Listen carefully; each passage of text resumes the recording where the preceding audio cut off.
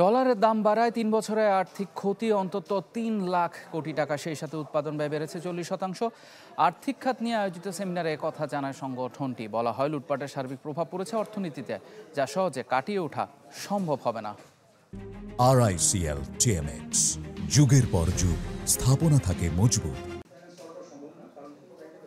দেশের আর্থিক খাতের চ্যালেঞ্জ ও সমাধানে করণীয় নিয়ে এই সেমিনারের আয়োজন করে ব্যবসায়ী সংগঠন ঢাকা চেম্বার। মূল প্রবন্ধে সাবেক সভাপতি আশরাফ আহমেদ বলেন, ৩ বছরে ডলারের মূল্য বৃদ্ধির জন্য আর্থিক ক্ষতি হয়েছে ৩ লাখ কোটি টাকার উপরে, আর প্রতিষ্ঠানগুলোর উৎপাদন ব্যয় বেড়েছে 40% পর্যন্ত।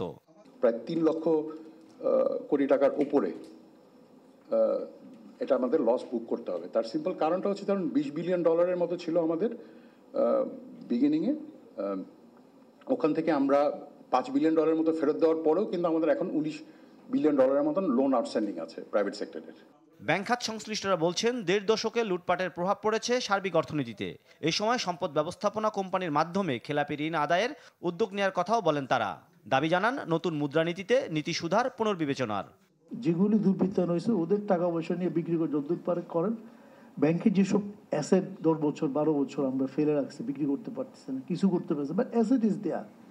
এইটার অ্যাসেট ম্যানেজমেন্ট কোম্পানি করা যায় কিনা, সে গভর্নমেন্ট ক্যাপিটাল দিয়া, কারণ প্রাইভেট সেক্টর পারবে না। সেমিনারে কেন্দ্রীয় ব্যাংকের নির্বাহী পরিচালক জানান, মূল্যস্ফীতি সহনীয় পর্যায়ে এলেই তার প্রতিফলন থাকবে মুদ্রানীতিতে। অবশ্য এই পদ্ধতির সমালোচনা করেন প্রধান উপদেষ্টার বিশেষ সহকারী ডক্টর আনিসুজ্জামান চৌধুরী। লাস্ট 15 ইয়ার যদি হিসাব করে দেখেন, আমাদের policy rate always below inflation rate, মানে তার মানে ইজি মনিটারি পলিসি। লাস্ট এই জানুয়ারি থেকে এটা একদম ইনফ্লেশনটা কমে আসছে বলে এখন একটা পজিটিভ আসছে। এখন সত্যিকারে আসলে টাইট মনিটারি পলিসি হয়েছে কিন্তু জানুয়ারি থেকে, যদি in terms of real interest rate. সারা পৃথিবীতে আপনার সেন্ট্রাল ব্যাংকারদের সবচেয়ে বড় ফেলিওর হচ্ছে তারা আর কোনো ওষুধ বের করেনি। একটাই মেডিসিন বের করেছে, প্যারাসিটামল। জ্বর হলে প্যারাসিটামল দিবে, জ্বর হলে প্যারাসিটামল, জ্বর হাজারটা রকমের কারণে আছে। দেশ থেকে অর্থ পাচারের দায় ঋণদাতা সংস্থাগুলো এড়াতে পারে না বলেও জানান আনিসুজ্জামান। আপনি যদি ইউএন এর রিপোর্টগুলি পড়েন, আনফরচুনেটলি। মাসুম মিয়া, চ্যানেল 24, ঢাকা।